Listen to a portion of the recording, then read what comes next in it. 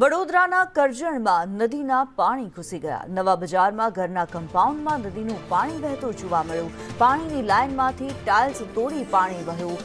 મકાનના દિવાલની નીચે લાઇનમાં લીકેજ થતા પાણી વહેતું જોવા મળ્યું। મકાન બહાર પાણીનો ધોધ વહેતો હોય તેવા દ્રશ્યો સામે આવ્યા।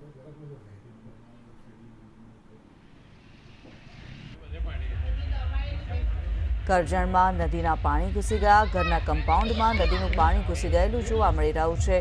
જે પ્રમાણે મકાનની દિવાલની નીચે લાઇનમાં લીકેજ થતા પાણી વહેતું જોવા મળ્યું। મકાનની બહાર પાણીનો ધોધ વહેતો હોય તેવા દ્રશ્યો સામે આવ્યા છે।